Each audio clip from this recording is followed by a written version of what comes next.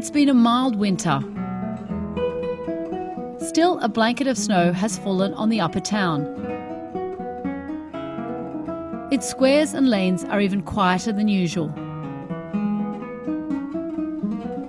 To get away from the cold, you could visit the Museum of the city of Zagreb. There is always something to learn about Zagreb in this former monastery. Now it has an exhibition dedicated to the greatest Croatian opera singer of all time, Milka Trnina. This big exhibition marks a big date. In December 2013, Croatia celebrated the 150th anniversary of Trnina's birth. But this is not the first exhibition about her. In 2005, the exhibits were shown in the Royal Opera House in London, where her last performance took place. They were seen by 200,000 people.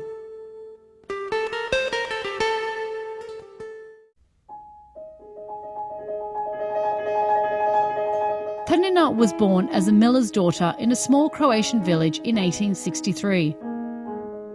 She learned the basics of singing in Zagreb. The great Croatian writer August Šenoa heard Milka singing. He persuaded her to continue her education in Graz and later in Vienna. She went to Leipzig, then to Bremen and finally to Munich, where she sang in the Royal Theatre for 10 years.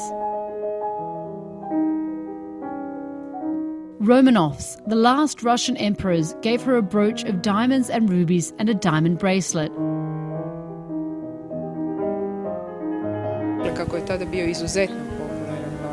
Wagner's operas were extremely popular at the time.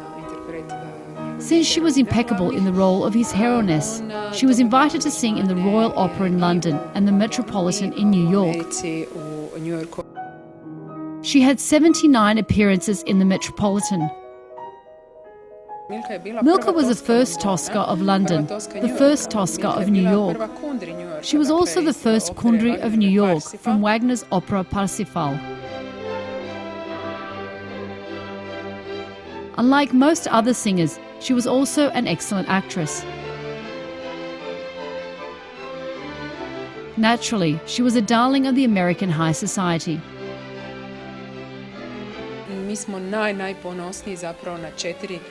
We are most proud of 4 costume masterpieces designed by the English stage designer Percy Anderson and sewn by the tailors of Royal Opera in London. They are the only remaining pieces out of his 32 designs. At the time, costumes were owned by the singer and not by the opera house. Among the furniture, there are Japanese pieces which were given to Trnina by the magnate Samuel Bigelow, who courted her. In 1906, Trnina suffered an attack of facial paralysis. She had to retire at the peak of her career and never sang again. Still, as she said in her later years, artistic life is hard and painful, but if I was born again, I wouldn't choose any other calling.